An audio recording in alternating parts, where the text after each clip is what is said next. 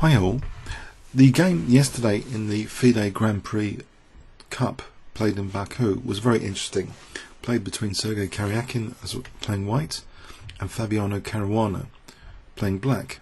So Caruana of course had a fantastic Singfield Cup earlier in the year, winning the first 7 games in that tournament, and he's got a massive FIDE rating right now, and I think he's ranked number 2 right now, so he's chasing actually Magnus Carlsen. There's even some speculation he might catch up with Magnus's FIDE rating. This game was very intriguing. Knight f3 from Sergey. Fabiano plays d5.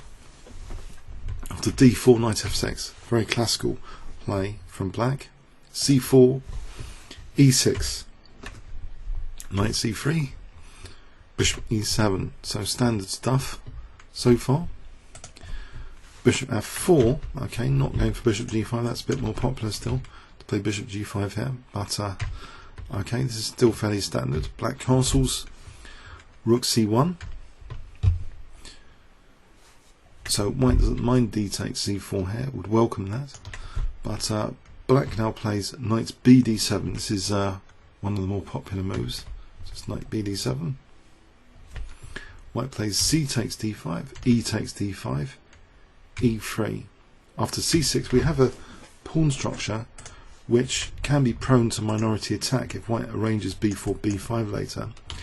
But the minority attack, as we've recently seen on this channel, it's not so easy to really always gain an advantage from it. Sometimes black can react with c5, for example, so sometimes white tries to nail down c5 before inflicting b5. It needs to be carefully applied. This bishop here is actually useful on the dark squares for queenside pressure in general. That's another consideration. White tries to preserve the dark square bishop here by playing h3. So potentially persistent, the annoying on that diagonal. Now Caruana plays actually knight e4 before white has a chance to close that e4 square. If black played casually here, then I think with bishop d3, that's nice control of the position and a comfortable position for white indeed.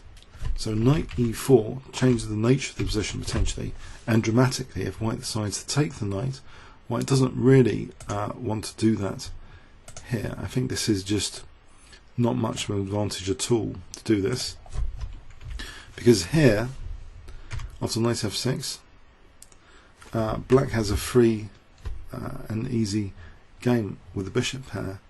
If white tries to be materialistic to take here and take this pawn, then bishop e6 for example, counter-attacking, it's not so easy for white, this position. So in fact bishop d3 was played, encouraging black maybe to play a slightly weakening move, f5. This looks weakening in principle, but that was avoided. I mean, maybe it's possibly quite playable. It's an engine third choice move, or even taking here might be interesting on c3, but the knight was just reinforced. It looks like a solid, sensible move, and it also means the bishop can now come to f5. So after castles, in fact the bishop did come to f5 here. So white needs to be a bit careful about the forcing move knight takes and bishop takes. White plays actually here knight e2, so he doesn't want simplification, potentially 2 minor pieces coming off. If white played a move like, let's say white played a move like a3, it is possible for black to swap things off and reduce the tension in the position. This kind of position I don't think Caruana would mind. With black he could be very comfortable here and even challenge this bishop with bishop d6.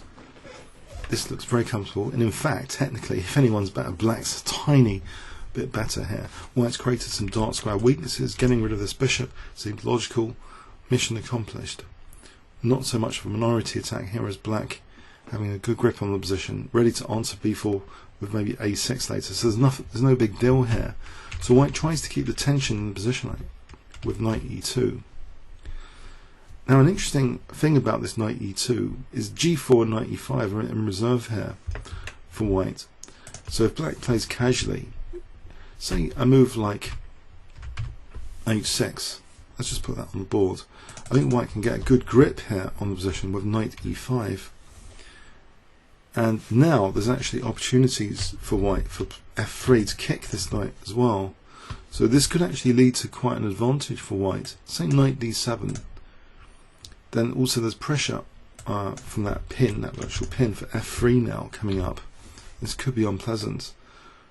For example, like this, it could start to feel unpleasant, this position. But okay, with a good grip on e5, Caruana actually goes against that plan totally here with knight e2. Now we have a reverse gear move, knight d7, so just holding that e5 square, I think it's prophylaxis against knight e5. If knight e5 here, I think we can just take that off. And now maybe kick this bishop, and this looks like a comfortable position for black without so many issues. Quite free and easy to play, it would seem. And any knight g3 here can always be answerable with knight takes, and then we can even take on d3. So a nifty move here, knight going back to d7. So we see now maybe the b7 is slightly loosened with that bishop outside the pawn chain. It's just been blocked. We see queen b3. It seems a fairly logical move in the position, and also has an idea this diagonal might be useful on f7. So is this awkward for black? Well, Caruana reacts now with the move queen b6. Doesn't mind the exchange of queens. The double pawns might not be at all bad here. This position is no big deal. So after b5, black has a lockdown on the position and might even play like this, which Capablanca has proven is a viable strategy with the double pawns, to undouble them later with black getting trump cards as a result of that. So there's no point doubling the pawns. We see queen c2 with potential still for maybe trying to put pressure later on this knight with f3 one day in the future. But we see the bishop retreating now. Okay, so with this, it's a very interesting move. White plays actually bishop h2 here. So white at the moment has a small edge, a nagging edge. Caruana now plays rook fe8. And here is a very high precision coming up. With the bishop on g6, it does seem as though it's a target for knight f4. And it seems like quite a natural move to go for the light square bishop. But now, Caruana reacts with quite an interesting move indeed. There's two interesting moves available, but the move he played aims to deprive white of the bishop pair immediately after winning this light square bishop. So to be able to take on h2, that is a kind of weakness of the last move. It's just blotted the diagonal, making bishop d6 possible to exchange off this bishop. But also interesting, maybe knight g5 was interesting as well. So if takes, we can take here. And black here can have the same minor pieces as white. There's less imbalances. It seems reasonable as well, this position, although white might have the edge with the classic minority attack, b4. Maybe use the c5 square at some point, if not b5. Okay, so the way Fabiano's played this, he's welcoming this position with a slight imbalance, slightly different minor pieces, two knights versus knight and bishop. Now here, white plays the move g3. So why is that? It's intriguing. The move g3. Let's say it's not played. I think black has a comfortable game here in any case. Black can just mark out that e4 square soon. It seems fairly comfortable. So maybe g3 is part of an aggressive idea to put the pawn on h4 and try and celebrate the pressure with the light square bishop maybe on g6 with knight g5 later. So it's part of quite an aggressive idea coming up. Very aggressive. Slight downside, it is weakening some squares around the king, the light squares. That could rebound later. at some point in the future of the game. The pawns can never go backwards. So g3 is an odd looking move actually. The engine's suggestion is actually just take care. If we took with the pawn, this position would seem quite comfortable for white without having to touch the g-pawn. Very little risk. I do wonder if the classic minority attack might be in the future quite useful here as well. Say g5, a3, and then b4 later. This is another way of playing the position. It seems the less controversial way of playing the position.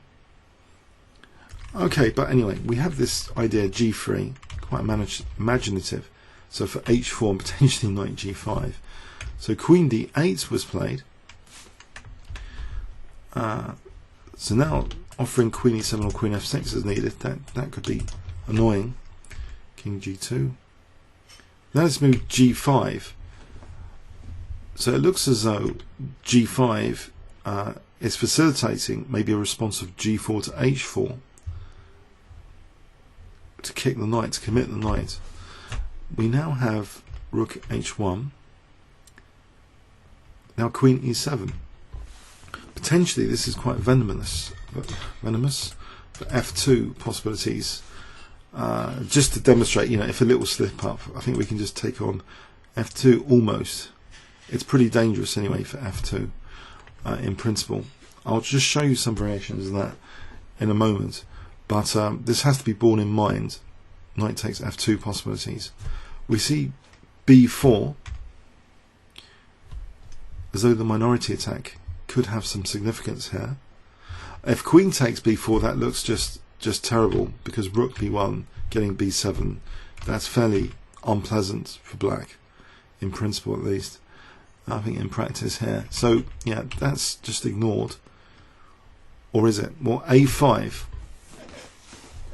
Now note, yes, this dynamic factor of knight takes f2. If white can be overloaded with the queen, then this could get dangerous for f2. White plays here b5. Now just to demonstrate that, say white plays a3. Black could take and now play rook a3, and he's actually threatening now knight takes f2. So if queen takes, we take here. If king takes, we take here, and then we win the bishop. This kind of activity is unwelcome, I think, for white. White doesn't want to do this. This would be at least equal. If rook a1, for example, then here, this is just passive for white. So yes, we see this b5 here immediately, not allowing the rook activity, which could be useful tactically in conjunction with knight takes f2. But now this natural reaction here is to play c5. There's piece activity here. I don't think the isolated queen's pawn is a big deal. If white plays d takes c5, this isn't a big deal. Black's activity is quite good here. And in fact, I think white has to be careful about f2 again. For example, if knight d4, bang, knight takes f2 is demonstrated. This battery isn't just to look pretty, basically, of the queen and rook.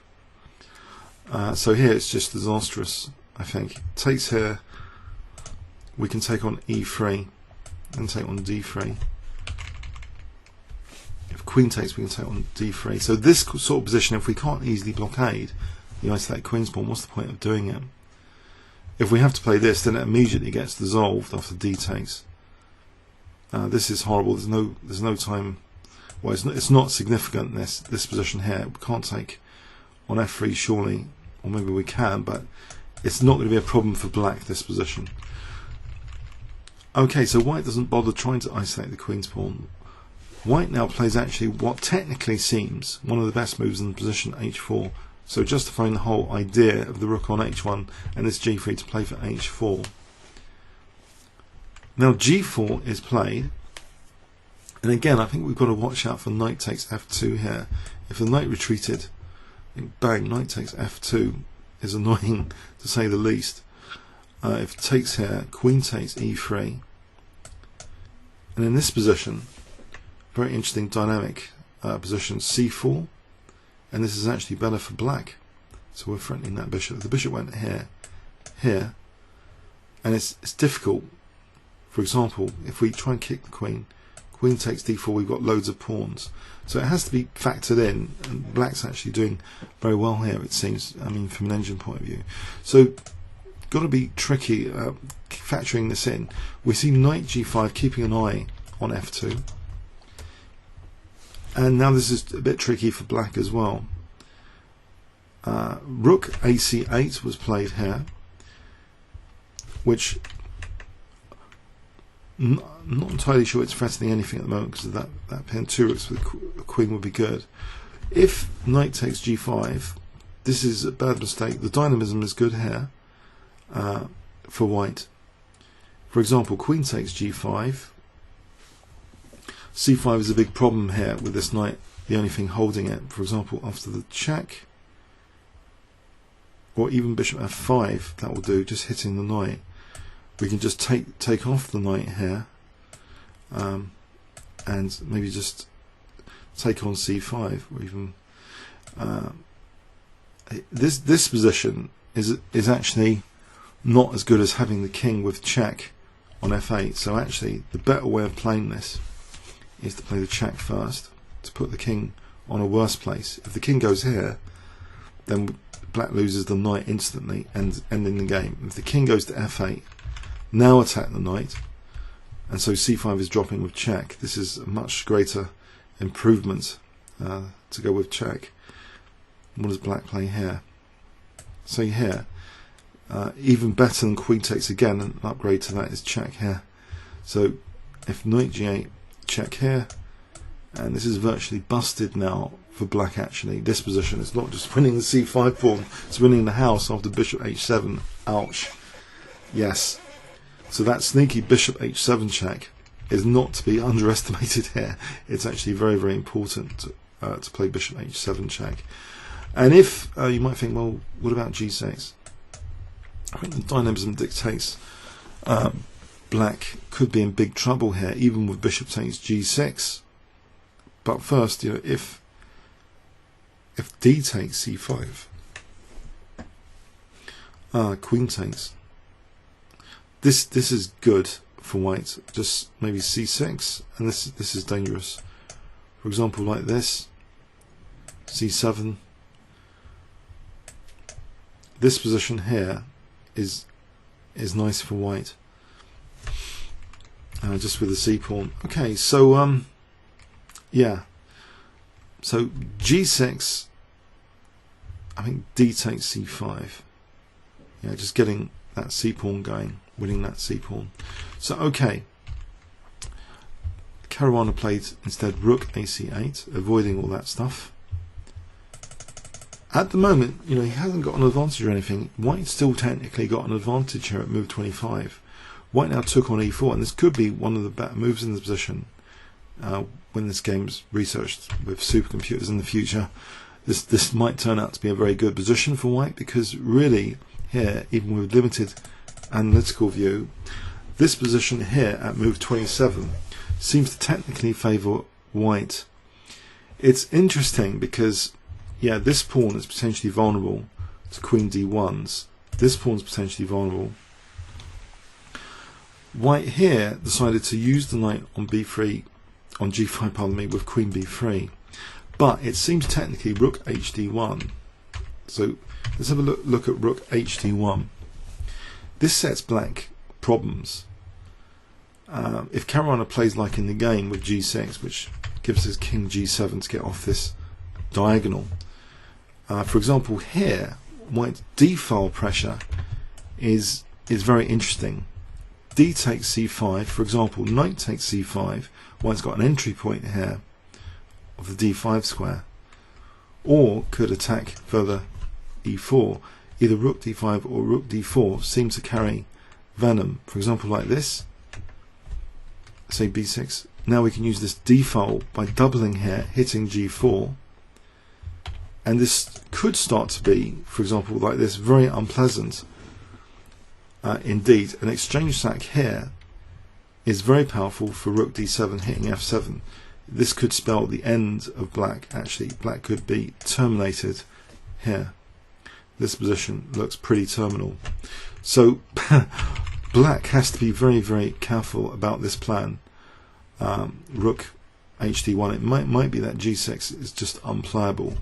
If we try another move, f6, then queen b3 check is great here for knight f7. If c4, that doesn't help. Rook takes, and we've got a discovery check coming if we take the knight.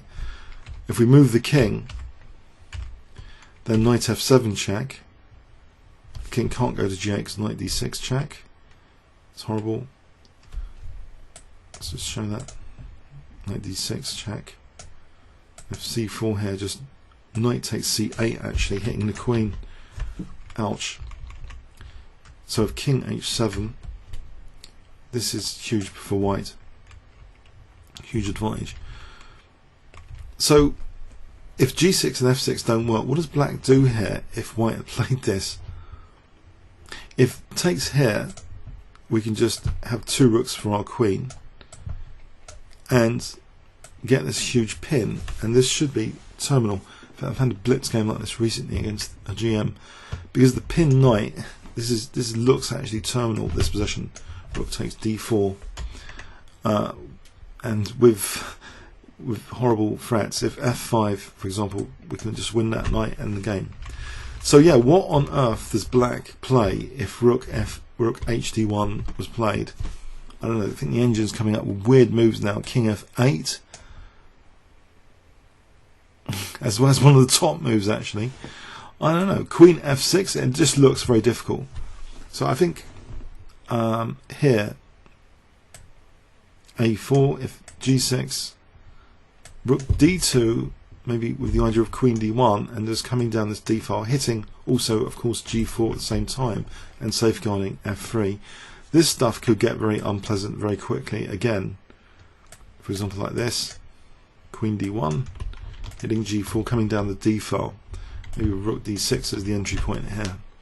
So yeah, it seems as though a missed opportunity here. This looks a little bit on the artificial side to put the queen on b3, a bit too not using that d file. That d file opportunity has not been used. We're seeing now a curious move g6. So it provides the possibility of unpinning that pawn and kicking the knight later. So king g7, f6. There's no biting point. The knight's loose to the queen there. So white plays rook c4, which is very provocative tactically, very, very provocative, maybe based on a lot of calculation, because the move a4 had to maybe surely be factored in. If queen takes a4, then white's immediately losing the exchange, ouch, and the game. And if rook takes a4, then this leads to a forcing sequence where the rook is in a ridiculous place on a7. If here, then c4, looking at the rook, and you know what happens here? Actually, it's not even about the rook now, but f6 strands that knight, so black will be winning. So it's a provocative move, but it turns out even here though, this position, I think black's best is c4, so he's got that passed pawn. And if queen c2, actually black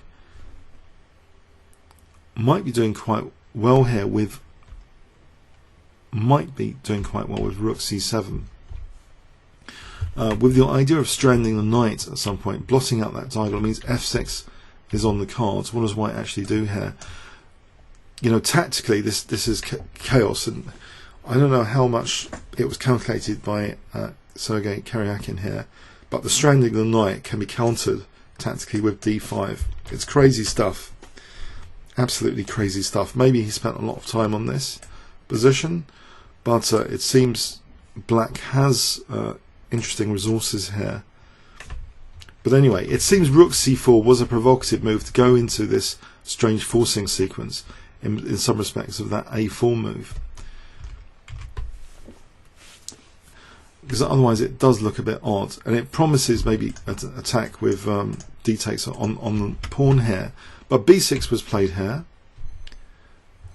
Okay, so avoiding the complications of all that with a4, and that was the best policy to save a bit of time on the clock. And now if d takes, of course there's knight takes c5 holding e4. There's no problem with e4, so this looks solid enough. White plays rook hc1. now rook cd8, and it's apparent that with simple chess, Caruana has a position where actually behind the scenes here he does seem to be, in theory, he's going to win that knight. Hasn't got any reverse parking. The knight looks to be, in theory, in a bit of trouble here if white didn't do anything.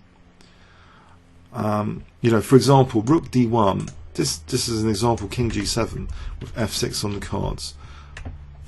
It starts to be a bit unpleasant. So unpinning, and then for f6. So anyway, d takes c5 was played here. After knight takes c5, a tactical justification of the queen being on b3.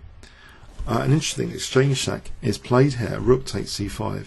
It immediately gives white potentially dangerous passed pawn, of course. Keeps the pressure on f7. And also there's tactical venom with rook takes c5, potentially to try and lure the queen away for a quick 1-2 knockout. And in fact here, sorry, this was the point, in fact, to play rook takes c5 immediately.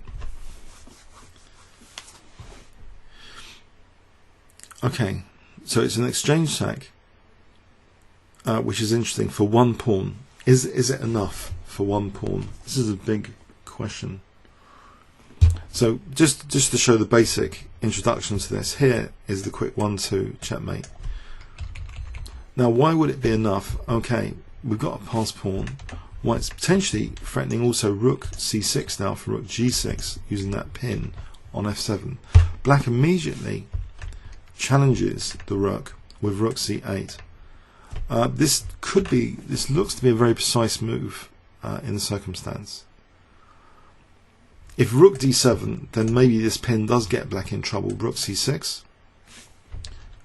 Okay, threatening rook g6. If king g7, a4, and it looks as though, yeah, white has a comfortable position here. In fact, e4 looks to be a potential target. Say here, queen e5, rook c4 looks to be quite comfortable for white without too many issues. The knight, as an unwelcome guest on g5, doesn't seem to be evictable anytime soon. But the way Caruana played it was to play rook c8. So he doesn't mind rook c6 now. I think this can just be taken just about with rook c8. This should be okay. This position here, queen f6. If here, queen e7, this pawn's going to drop off. This position here is okay for black. Yeah, it's good. So, okay, we have this rook challenge. We have rook e5, still good, still offering the 1-2. So here, queen f6, rook d5,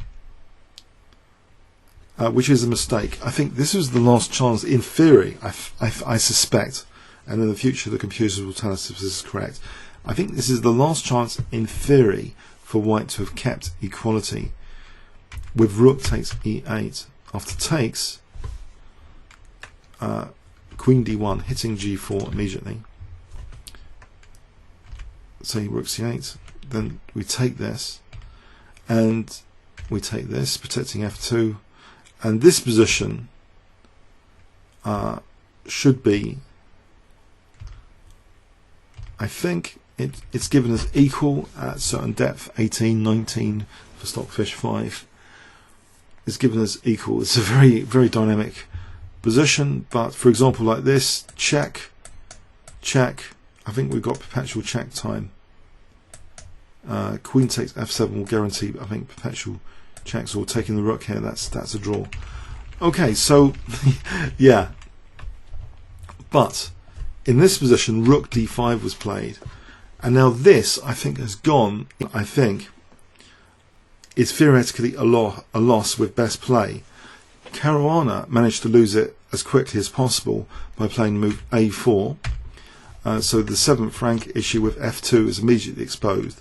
Rook takes d5, end of game after rook c2. Basically, what can white do here?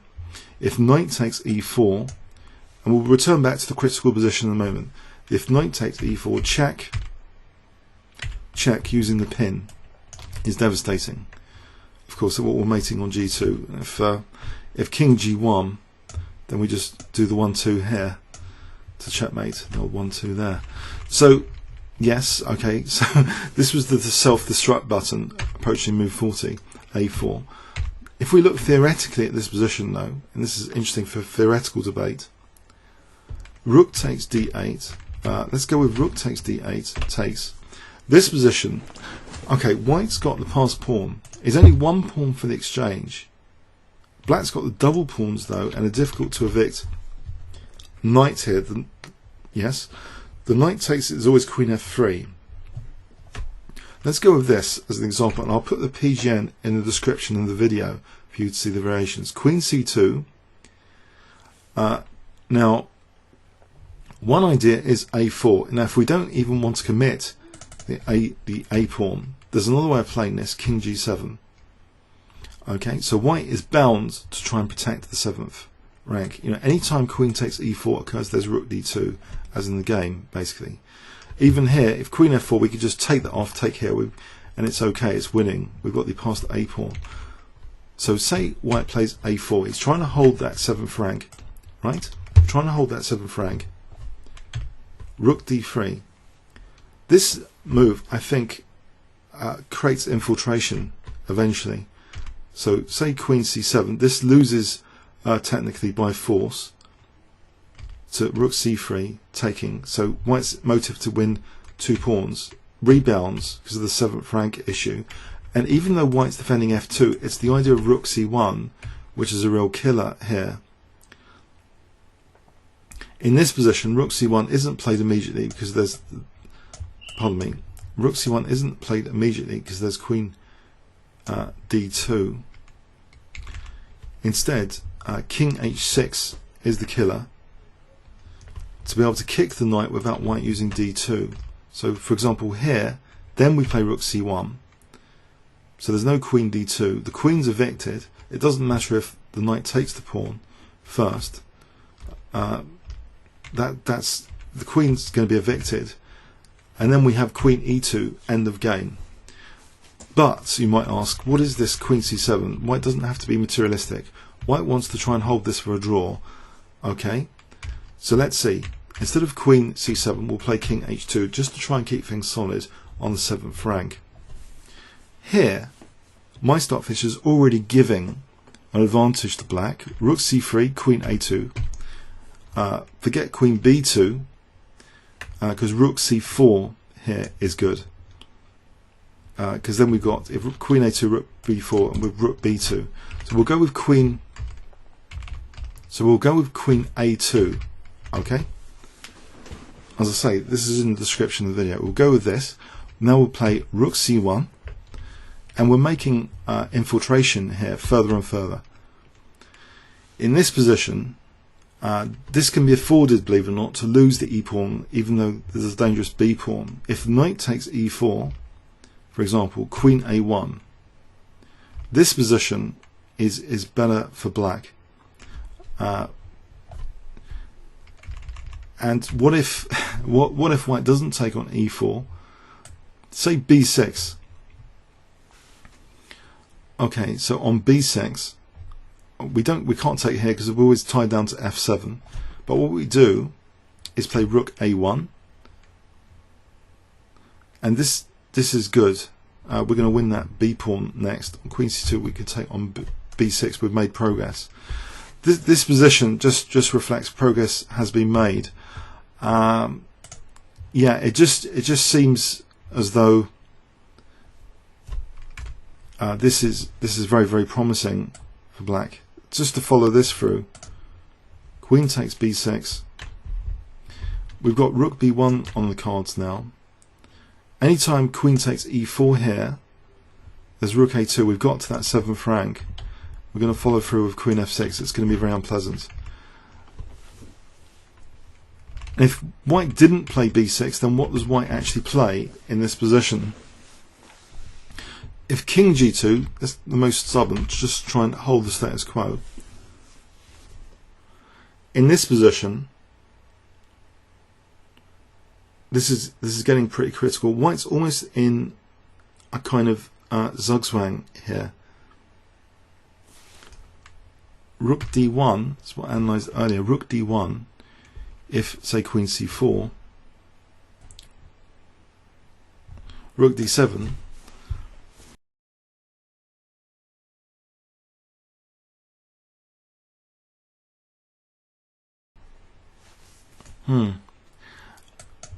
Now I'm not convinced myself. I'm not convinced myself now. The evaluations are actually fairly constant here after queen e5. This has to be analysed. Although the evaluations like approaching 1.30 now, I'm not entirely convinced actually anymore. Maybe this needs to be analysed by stronger computers. But yeah, because the evaluation isn't changing, okay, I'll open it up for debate. This position here, okay, if you want to check with your own computers at home, can black actually forcibly make progress here? Okay, let's go back to the game. So ending the theoretical debate there. So anyway, it was a quick loss after a4. Okay, I hope you got something from that. Comments or questions on YouTube. Thanks very much.